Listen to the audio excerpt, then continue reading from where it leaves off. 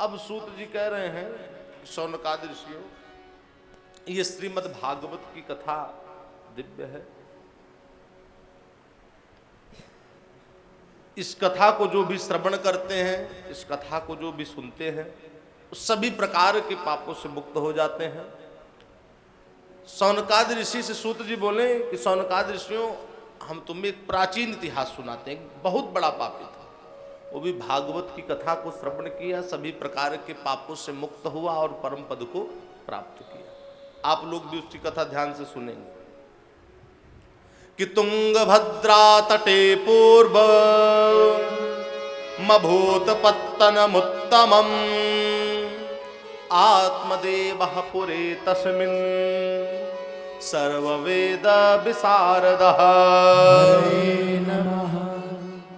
ध्यान देना, पूर्व काल की बात है कि तुंगभद्रा तटे पूर्व काल की बात है।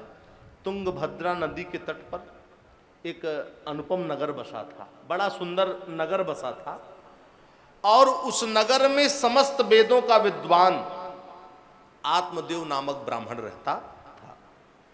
उसकी स्त्री धुंधली परम सुंदरी थी, परंतु संतानहीन। और धीरे धीरे उम्र ढलने पर आत्मदेव ब्राह्मण को संतान की चिंता सताने लगी, जिससे वो दुखी होकर घर से निकल करके जंगल की तरफ चल पड़ा कि आज मैं अपने प्राण को त्याग दूंगा। आत्मदेव ब्राह्मण वन में चले जा रहा था, रास्ते में प्यास लगी तो जल पीने के लिए किसी सरोवर के पास गया और जल पिया। जल पीने के बाद आत्मदेव ब्राह्मण ने एक सन्यासी को देखा। सन्यासी को देखते ही आत्मदेव ब्राह्मण फूट फूट करके रोने लगा। तो सन्यासी को दया आई। सन्यासी ने कहा कि ब्राह्मण देवता, आप अपने नेत्रों से अश्रुओं की धारा क्यों बहा रहे हैं? क्या कष्ट है आपको, बताओ। तो आत्मदेव ब्राह्मण हाथ जोड़ा, बोला, महात्मा जी, मैं संतानहीन हूं और जिस गाय को मैं पालता हूं उसके भी बछड़ा बछड़ी नहीं होते, और जिस वृक्ष को मैं लगा देता हूं उसमें फल फूल नहीं लगते। जब मैं ऐसा अभागा पुत्रहीन हूं तो इस जीवन को रखकर क्या करूंगा? इसलिए प्राण त्यागने के लिए यहां आया हूं। लेकिन अब आप मिल गए हैं, आप योगी पुरुष हैं, कृपा करें एक पुत्र की प्राप्ति हो। तो सन्यासी ने योग के द्वारा आत्मदेव ब्राह्मण के ललाट की रेखा देखी और कहा कि ब्राह्मण देवता, तुम्हारे भाग में तो 7 जन्म तक संतान सुख नहीं है, इसलिए पुत्रादि की इच्छा का त्याग कर दो। पुत्रादि से दुख मिलता है, किसी प्रकार का सुख नहीं मिलता। भगवान का नाम लो और भवसागर को पार हो जाओगे। लेकिन आत्मदेव ब्राह्मण नहीं माना, हट करने लगा, जिद करने लगा कि नहीं, आप योगी पुरुष हैं, कृपा करें, एक पुत्र की प्राप्ति हो, अन्यथा मैं आपके सामने अपने प्राण को त्याग दूंगा। तो सन्यासी को दया आई, अपने झोले से एक फल निकाला और आत्मदेव ब्राह्मण को दिया।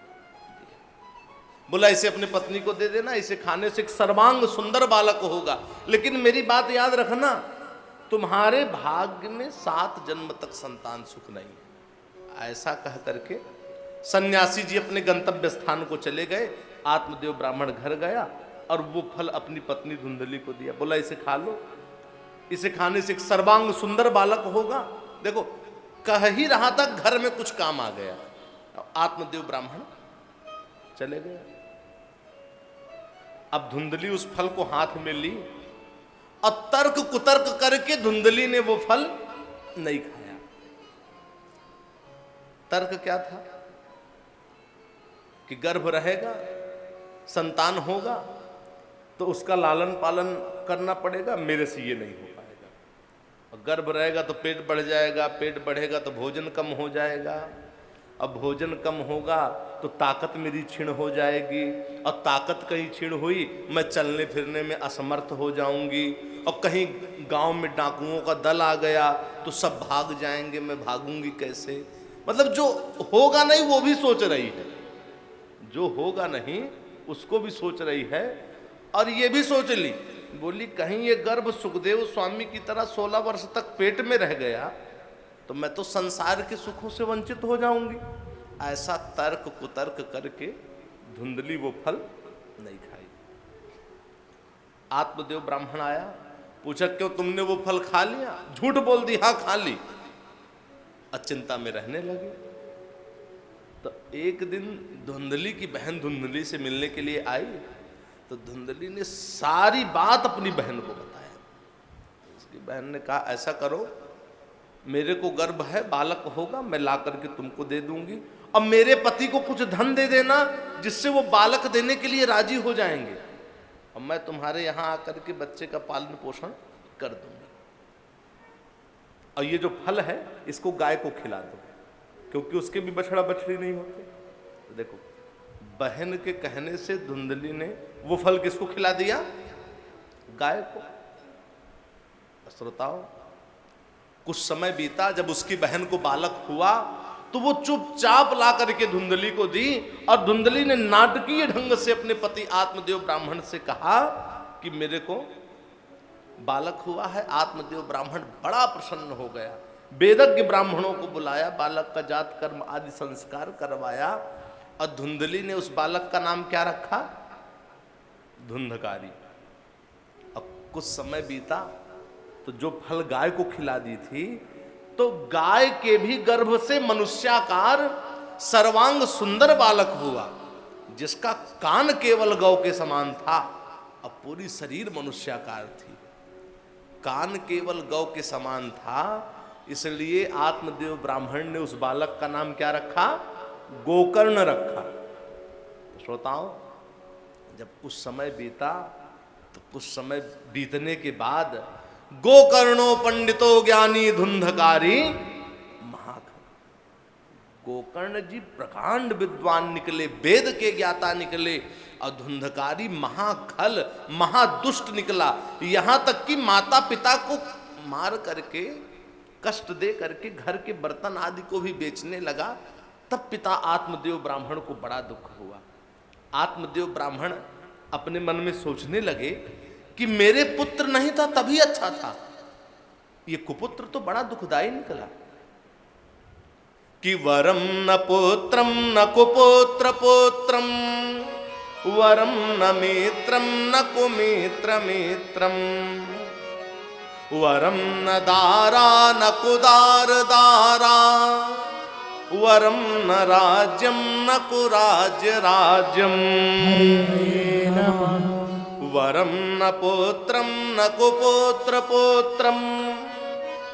देखो, आत्मदेव ब्राह्मण अपने मन में सोचने लगे, वरम न पुत्रम न कुपुत्र पुत्रम। पुत्र ना रहे ठीक है, लेकिन कुपुत्र का होना अच्छा। मित्र ना रहे ठीक है, लेकिन कुमित्र का होना अच्छा नहीं। स्त्री ना रहे ठीक है, लेकिन दुष्टा औरत का होना अच्छा नहीं। राजा ना रहे ठीक है, लेकिन खराब राजा का होना अच्छा नहीं। आत्मदेव ब्राह्मण अपने मन में सोच रहे थे, उनके नेत्र से आंसू बह रहे थे कि ये तो बड़ा दुखदाई निकला, बड़ा कष्ट देने वाला पुत्र निकला। इतने में गोकर्ण जी आ गए। गोकर्ण जी आए, देखे, बोले पिताजी आप अपने नेत्रों से अश्रु की धारा क्यों बहा रहे हैं? देखो पिताजी, इस संसार में ना कोई किसी का पिता है और ना कोई किसी का पुत्र है। ये तो मोहजनित अंधकार है जिसमें ये जीव भटक गया है। आप ज्ञान का आश्रय लीजिए। बहुत सुंदर उपदेश दिए गोकर्ण जी अपने पिता आत्मदेव ब्राह्मण को। उपदेश देते हुए गोकर्ण जी बोले कि पिताजी, देहे स्थिमांस रुधिरे भिमतिम त्यजत्वं, जाया सुतादिषु सदा ममतां विमुञ्च, पश्यानिशं जगदिदं क्षणभङ्गनिष्ठं, वैराग राग रसिको भव भक्तिनिष्ठा। कि देहे स्थिमांस रुधिरे भिमतिम त्यज त्वम।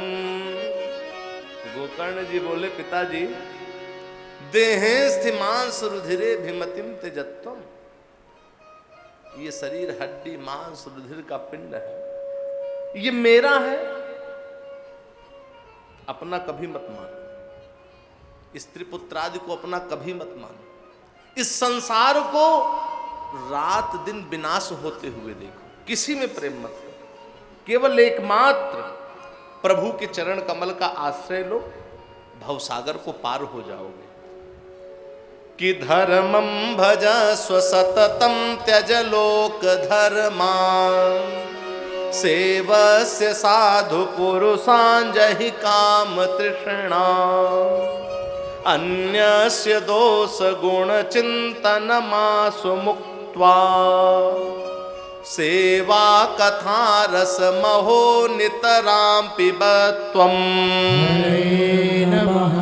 ध्यान देना, गोकर्ण जी कह रहे हैं कि पिताजी, धर्मम भजस्व सततम त्यज लोक धर्मा, भगवत भजन ही सबसे बड़ा धर्म है। लौकिक धर्मों से मुख मोड़ ले, साधु जनों की सेवा करें, किसके भीतर क्या गुण है, किसके भीतर क्या दोष है, इस पर विचार ना करें, केवल एकमात्र भगवत कथा रस के रसिक हो करके भगवान आनंद कंद श्री कृष्ण चंद्र में आप अपने मन को लगा दीजिए। श्रोताओं, जब गोकर्ण जी ने उपदेश दिया आत्मदेव ब्राह्मण को, अपने पिता को, तो आत्मदेव ब्राह्मण ने घर का त्याग कर दिया, वन में जाकर के नियम पूर्वक भागवत महापुराण के 10वें स्कंद का पारायण करते हुए, पाठ करते हुए भगवान श्री कृष्णचंद्र को प्राप्त किया। और इसके बाद धुंधकारी अपनी माता धुंधली को बड़ा कष्ट दिया, जिसके कारण वो खिन्न होकर के रात्रि के समय कुएं में कूद करके अपने प्राण को त्याग दिया। अब जब घर की संपत्ति को पाया धुंधकारी, तो 5 वेश्याओं को रख लिया और उसी संपत्ति से उनका पालन पोषण करने लगा। और जब सारी संपत्ति नष्ट हो गई तो चोरी करके उनका पालन पोषण करने लगा। और जब उन स्त्रियों ने देखा कि इसकी सारी संपत्ति नष्ट हो गई है और अब ये चोरी करके हमारा पालन पोषण कर रहा है और कहीं पकड़ा जाएगा तो राजदंड से मारा जाएगा और इसके चुराए हुए धन का हम भी प्रयोग करते हैं तो हमें भी दंड मिलेगा, तो क्यों ना हम ही लोग इसको मार डालें।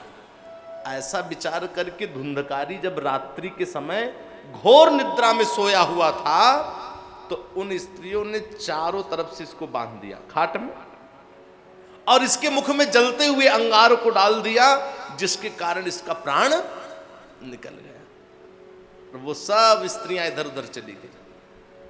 धुंधकारी प्रेत बन करके उसी सूने घर में रहने लगा। अब जब कई दिनों के बाद गोकर्ण जी का तीर्थ से आगमन हुआ, गोकर्ण जी आए और रात्रि के समय जब विश्राम करने लगे तो वो प्रेत अपना भयानक स्वरूप दिखाना प्रारंभ कर दिया। कभी अग्नि का रूप धारण कर लेता, कभी भैंसे का रूप धारण कर लेता। ये सब रूप जब देखे गोकर्ण जी बोले, तू कौन है, तेरी ये दशा कैसे हुई? तो वो प्रेत कुछ बोल नहीं पा रहा था। तो गोकर्ण जी बोले, ये बोलेगा कैसे? तो अपने कमंडल में तीर्थ का जल रखे थे, उस जल को हाथ में लिए और भगवान के नाम का मंत्र पढ़े और उस प्रेत के ऊपर छींटा मारे। बोले कि तू कौन है, तेरी ये दशा कैसे हुई? तो उस प्रेत ने कहा कि अहम भ्राता त्वदीयोस्मि धुंधकारीति नामतः, अहम भ्राता त्वदीयोस्मि धुंधकारीति नामतः। भैया मैं आपका भाई